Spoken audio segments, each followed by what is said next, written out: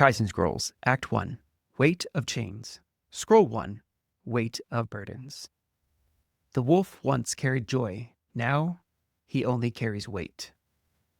Each footstep echoes through the empty halls. The sound reverberates off cracked stone walls, off abandoned weapon racks, off blood-dripped floors. Iron-shod paws scrape across debris, shattered pottery, torn scroll, a child's wooden practice sword split in half. Kaizen moves through the bandit dojo wrapped in gray steel, a wolf weighted in armor, with scarred silver fur barely visible beneath the plates. Every joint protests, every breath costs him. 60 pounds of guilt and grief grown with each strike, each pivot, and every moment he refuses to die. A shadow peels from the corridor ahead. The bandit charges, curved sword high, weight already forward, too far forward. His shoulder dips before the blade moves. Kaizen's ears flatten against his skull. He doesn't even draw his swords. Mid-swing, his gauntlet paws shoot out, grips the wrist, twists, bone cracks. The sound sharp as a branch torn from a tree in winter. The bandit's mouth opens to scream. Kaizen's other hand, claws extended through the armor gaps, closes around the throat. Claws puncture flesh. Crunches windpipe. Silences the scream before it finds air.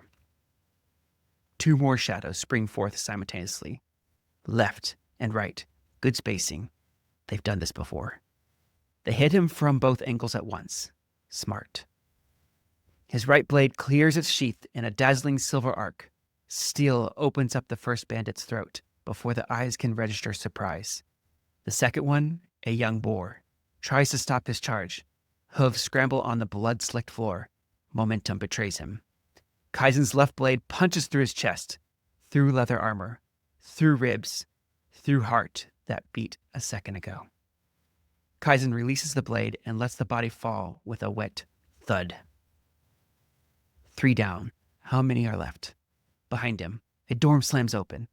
Footsteps, heavy, multiple, not scattered panic this time. Disciplined.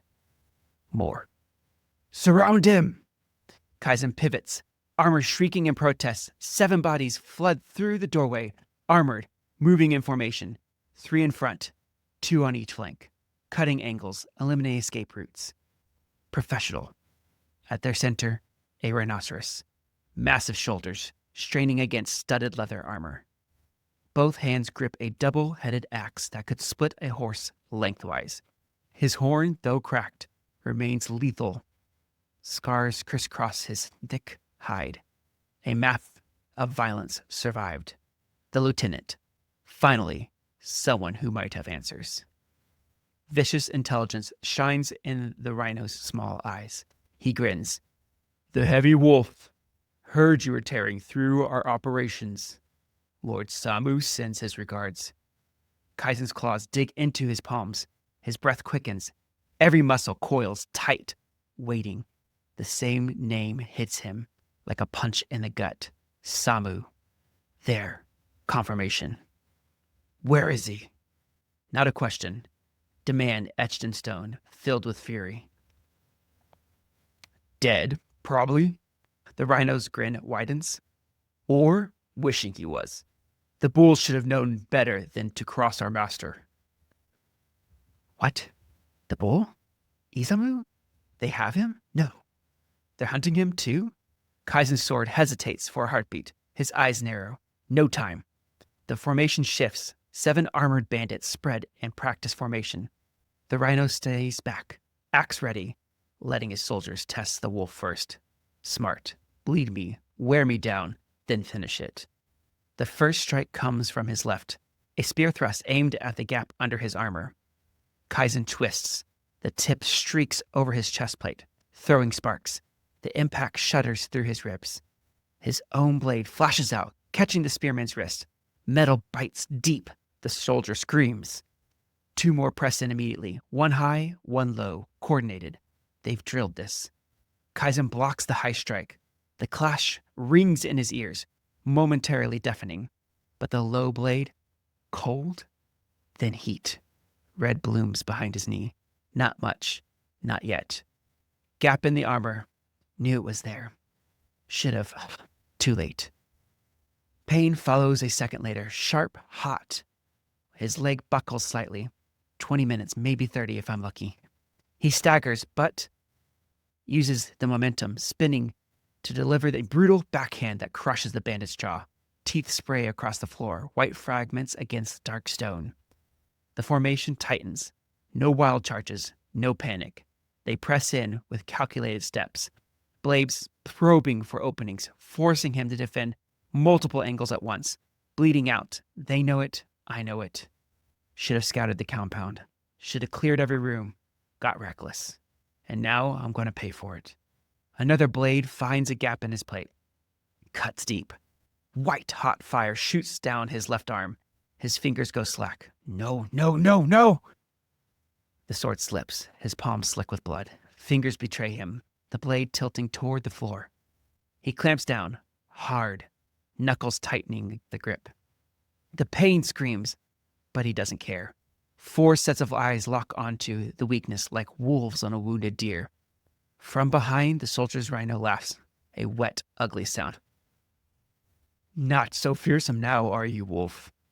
Just another corpse for the pile. The remaining 4 soldiers close in, weapons raised. The Rhino steps forward, pushing between his own men. He's done waiting. Enough of this.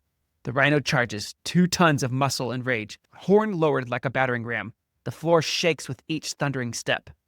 Too close. Can't dodge with this armor. Kaizen throws himself sideways. The horn screams past his ribs, so close it tears through the side plate. Metal shrieks. The tip catches flesh, carving a burning line across his ribs. The Rhino's momentum carries him into the wall. Stone cracks. Dust explodes outward. But the dodge puts Kaizen exactly where the other bandits want him. 2 soldiers lunge while he's off balance. 1 from each side, blades flashing. Trapped! Kaizen pivots hard, ignoring the scream from his wounded leg. His left blade catches the first bandit's sword arm and severs it at the elbow. Limb falls, with the weapon still gripped in dead fingers. The second bandit's sword comes at his head. Kaizen ducks and drives his right blade through the bandit's jaw. The tip punctures through the roof of his mouth into the brain. Instant death. But it costs him precious seconds.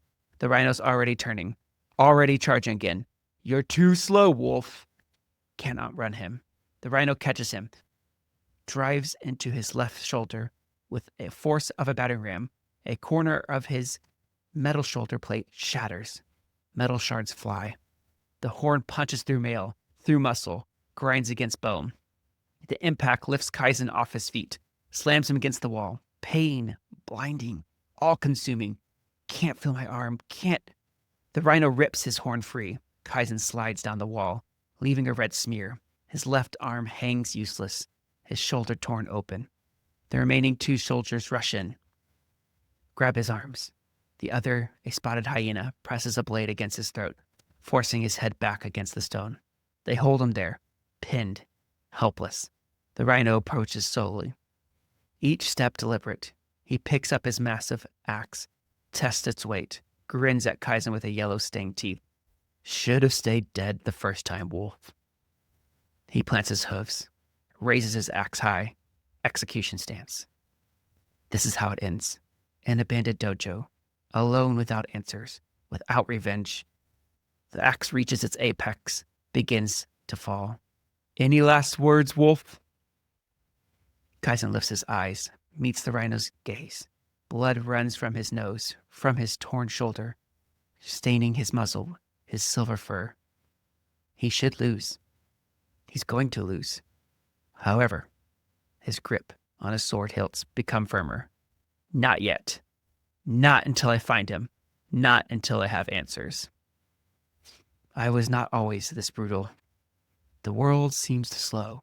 The spotted hyena's sword trembles at his throat. The Rhino's axe begins its descent. The remaining soldiers move in for the kill, and Kaizen's life flashes before his eyes. I had a life once. Under the warm glow of paper lanterns, the same face, the same fierce blue eyes, but suddenly the world bursts with color. Sunlight of a golden hue pours through paper panes. The scent of cherry blossoms dances in the warm air, the rhythmic, joyful, life-affirming sound of clacking wooden swords. Excellent form, Kiba. Your stance grows stronger every day. Kaizen circles his son. His body moves like water. No weight, no armor, just motion. The way bodies are meant to move, his tail sways gently with each step. Relaxed, at peace, he demonstrates the next stance, then steps back to watch. Kiba mirrors the position, small, compact. His sandy golden coat catches the light. Wolf build in his shoulders and chest, but those ears are larger than they should be. Swiveling independent from each other, his little paws grip the practice sword with white-knuckled determination. His tongue pokes out, slightly, in concentration. Remember, Kaizen kneels, adjusting Kiba's grip. The sword follows the heart, not the hand. Kiba's practice sword wobbles as he tries to copy his father's movements. In his excitement, he swings wide. The wooden blade catches Kaizen's forearm and leaving a small scratch. Kiba's ears droop. His tail goes still. Ah, Papa, I'm so sorry. But Kaizen only laughs. He kneels down and ruffles Kiba's ears, pulling the pup close. Scars are just proof for learning, little warrior. He touches the minor scratch. This one will remind me of how brave you were to try. Golden light filters through the window, casting everything in honey-warm hues. Kaizen lifts Kiba up onto his shoulders. The pup squeals with delight, little paws gripping his father's ears while his tail whips back and forth with pure joy. My favorite two fighters. Dinner's getting cold. Manami. Kaizen stops mid-step. She stands framed by the carved wooden arch. Afternoon sun in her golden jackal coat, sandy fur that ripples as she shifts her weight. Flour dusts her paws. She wipes them on her apron, leaving white streaks. Her hands find her hips. One eyebrow rises. Her tail sways gently as a mischievous grin spreads across her face. Kaizen's chest tightens at the sight of her, his anchor, his light. He sets Kiba down and crosses to her, pressing his forehead against hers for a moment. The whole world narrows to this. Her warmth, her scent of jasmine and fresh bread. The rhythm of her breathing matches his. Papa, why do we have to practice fighting? Kaizen kneels to meet his son's bright eyes. So that students will come to learn from us, so we can teach them that strength isn't about hurting. He taps Kiba's chest right over his heart. It's about protecting what matters. The family walks together, Kiba's small paw and Kaizen's larger one. And when not to fight, when to build instead of break. Manami adding her wisdom, she kisses the top of Kiba's head, and also when to let go.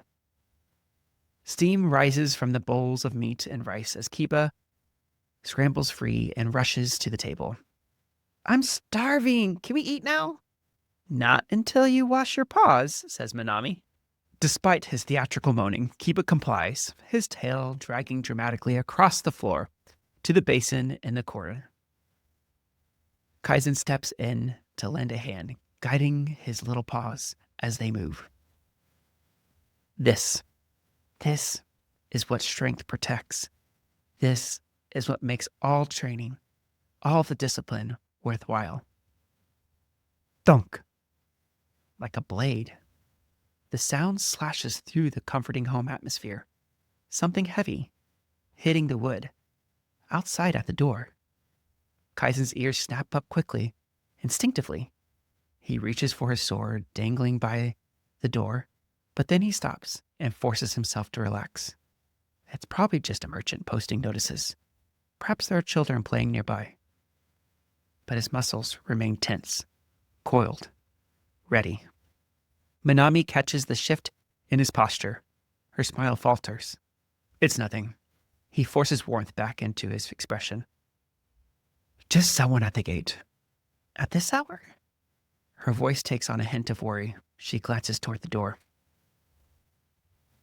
Kaizen, trying to recapture the moment. He gestures toward the table. Come, let us eat while it's hot.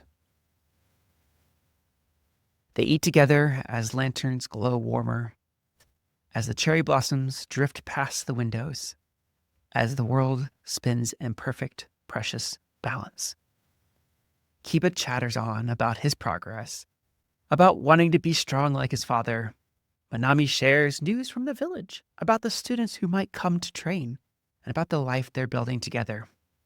Laughter, casual touches, and every moment are all absorbed by Kaizen. He commits them to memory. The way that sunshine illuminates in Manami's eyes, the thrill in Kiba's voice, and the comforting embrace of a joyful family. If I could stop time, it would be now, this moment, before everything changes. Thunk! That sound again. Kaizen's attention keeps drifting. The sound resembles a nail being driven, like something's being posted. Papa, are you listening? Kiba waves his chopsticks. I said, when can I learn the spinning technique you showed Isamu? Kaizen blinks, refocusing on his son. When you're ready, little warrior.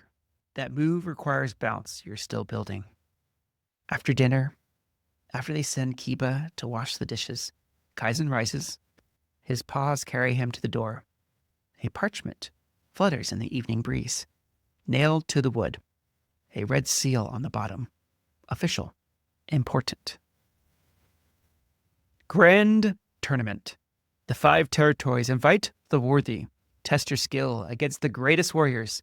Glory, honor, legacy. Kaizen stares at the flyer. Heart pounds against his ribs. Breath quickens. Paws tighten on the parchment. His tail, usually so controlled, betrays him with a single, eager lash. Small footsteps behind him. Kiba appears at his side, craning his neck to see. What is it, Papa? It's just an invitation, little warrior. Nothing we need to worry about tonight. But even as he says this, he's already imagining the arena. He envisions the cheering crowd and the challenge of testing himself against the best warriors of all the territories. With a swift motion, Kaizen frees the flyer from the nail. But somehow, the parchment feels heavier than it should be. Thud. That life is gone. Like shards of broken glass, the memories crumble. Kaizen's eyes snap back to the present. The axe falling. The sword at his throat cuts deeper. Death a second away. The memory of Kiba burns within his chest. The small mark on his forearm. The warmth. The joy. That move requires balance you're still building. Balance. The technique he was teaching his son. Kiba was too young to master that technique at the time. The spinning counter. Perfect timing. No hesitation. He drops his right sword. The spotted hyena's eyes widen in bewilderment. With his free hand, Kaizen seizes the blade against his neck, ripping it away. The edge cuts deep into his palm. Still, he pays it no mind. He yanks the hyena, pulling him off a bounce. The bandit stumbles forward, directly into the falling axe. The massive blade cleaves through the hyena's skull, splits him from crown to jaw. Blood and bone splatter across the floor. 1. The rhino roars in rage, trying to pull the axe free from the corpse. It's stuck, wedged deep. The second bandit, the one holding Kaizen's useless left arm, realizes the mistake late. Kaizen pivots, using the weight of his armor, slamming his head forward. His skull cracks into the bandit's muzzle. Cartilage crunches, blood flows. The bandit releases him, staggering back, hands to his ruined face. Kaizen drops to one knee. His right hand finds one of his fallen swords. His fingers close around the grip. There. Kaizen spins, riding the momentum of his weighted armor rather than battling it. One soldier gets a cut to the stomach from his left blade. He drives the fallen bandit's blade up through another soldier's ribcage with his right hand. The rhino tears the axe free, turns, eyes narrow, as he sees Kaizen armed again. You should have stayed down. The rhino charges one final time, all rage, no strategy, horn lowered and axe raised. Kaizen waits. Can't dodge, can't run. One arm bleeding out. Have to end this now. The memory flashes again. The spinning technique that Kiba was too young to learn. It requires perfect timing, perfect balance, and the willingness to risk everything. 2 steps. 1. The horn comes at his heart. Kaizen pivots, not fighting the weight this time, but using it. 60 pounds of armor carrying him in a tight spin and moving him barely out of the horn's path. For Kiba, for Minami, this is for everyone who has been taken from me.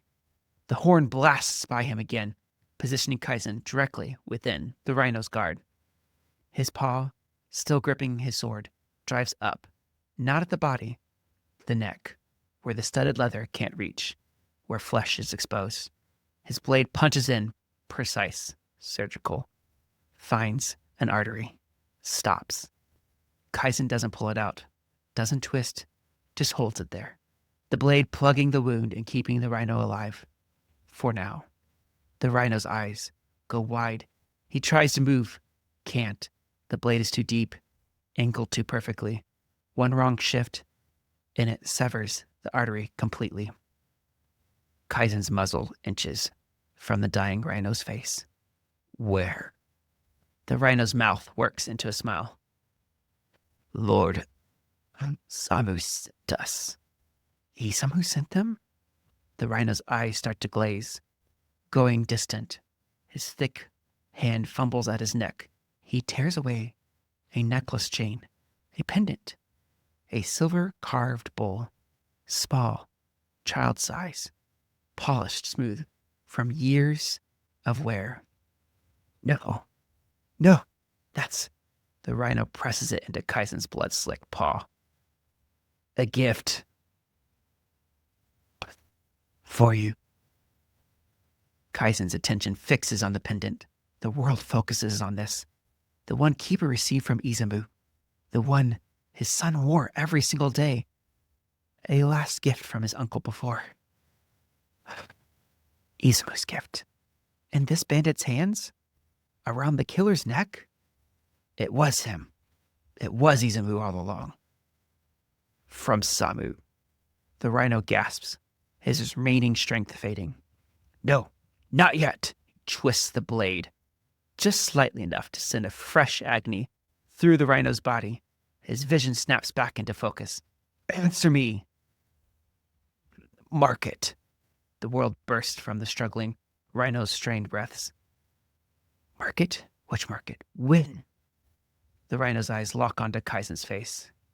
They will never stop hunting you. Kaizen stares into those dying eyes, sees no more answers there. Kaizen pulls the blade free. Blood erupts down the rhino's chest in pulsing waves. The massive body sways and then falls. But that smile, the final smile, stays burned in Kaizen's vision.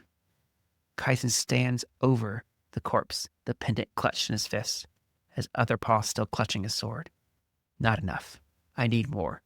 Kaizen spins on the last surviving bandit, the one with the ruined face, clutching his broken muzzle, pressed against the wall. Clang, clang, clang. 3 heavy strides, Kaizen crosses the distance, his armor groaning in protest as Kaizen encircles the teenage bandit's throat with his blood-stained gauntlet. He lifts him off the ground. Tell me when.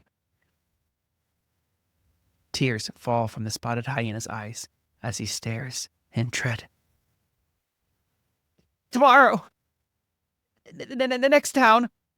That's all I know. Tomorrow. Market. Kaizen looks intently into those terrified eyes. He sees Kiba's face reflected there. Young, scarred, and begging for mercy. His grip loosens. The bandit drops. Gasping, scrambling away toward the door. Kaizen doesn't stop him. He watches him flee into the night. Let him run. Let him spread the word. Let Samu know I'm coming. All that can be heard in the dojo now is Kaizen's ragged breathing. His wounds dripped blood, pooling on the floor. The nasty wound at his left shoulder still burns. His side aches. He can hardly bear any weight on his leg. But he's alive. And now he knows where to go. Next town. The market. Tomorrow, Isamu will be there. He touches his forearm absently.